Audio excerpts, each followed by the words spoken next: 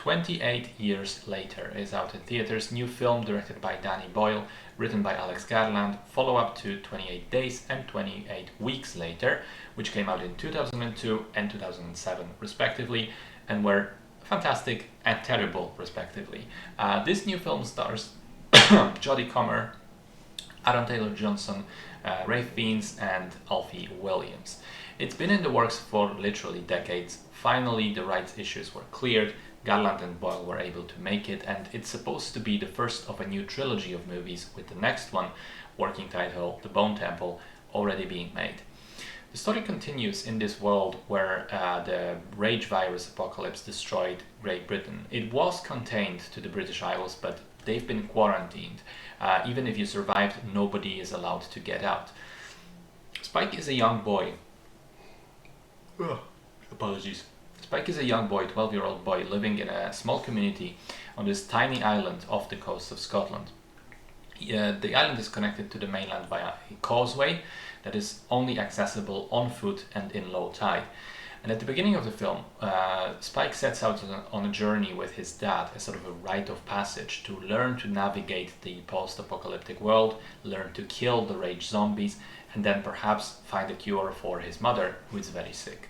So I want to start with the marketing for this film, which I think was phenomenal. The trailers revealing very little of the actual story, misdirecting the audience in some key points, and also being set to the 1915 recording of the Rudyard Kipling poem called Boots, as read by Taylor Holmes. They were just fantastic all the way through, and if you haven't seen any of the trailers, do yourself a favor, check them out. This is one of those ones where they're really, really impressive on their own, and they don't spoil the movie. The film itself is, in my opinion, also very good, but seems to be rather divisive.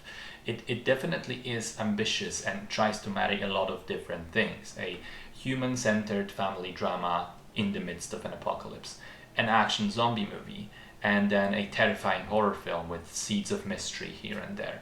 It is tonally inconsistent, especially with the final 3 minutes of the film, where it feels like we've suddenly jumped into the parody territory all of a sudden. And yes, it is meant to be set up for the sequel, but honestly, I'd rather it just wasn't there at all, because especially the final act of the film is very somber, poignant and serious, and then bam, Power Rangers at the end. It is wild. Now, I do want to say that everything aside from those last moments, I liked very much. The atmosphere of the film is fantastic. The eclectic cinematography and editing help create terror. I like the sort of mystery angle with the alphas and Jimmy's name popping up here and there, and the legend of the Doctor. I think performance-wise, it is an excellent movie. Everyone is on top of their game. Jodie Comer is the sort of breaking heart of the film. Alfie Williams handles his own against other fantastic adult actors, and Ralph Fiennes comes in at the end and he just steals away the movie for me. He is an amazing mixture of total unhinged nutcase and somehow a reasonable kind person. I also think thematically the film manages to be an interesting coming-of-age story about a boy learning about death. First he goes hunting with his dad, for whom death is fun and an adventure. Then we have the mum approaching death is pain and sorrow.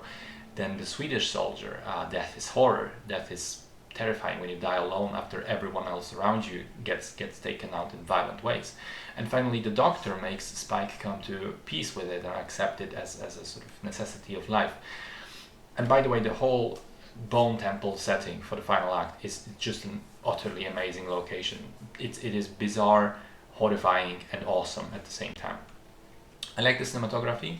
The movie can be very beautiful, especially with the shots of the zombies next to the tree during the sunset, and a sort of blink and you miss it mirror shot of village elders exactly like that, which I think might point to some future revelations. The causeway chase during the night looked amazing too, even if too unrealistic. In any case though, there's a lot to enjoy here visually, and again, not just visually. I think it's a good story, great acting and atmosphere, never slows down or becomes boring. I was engaged all the way through.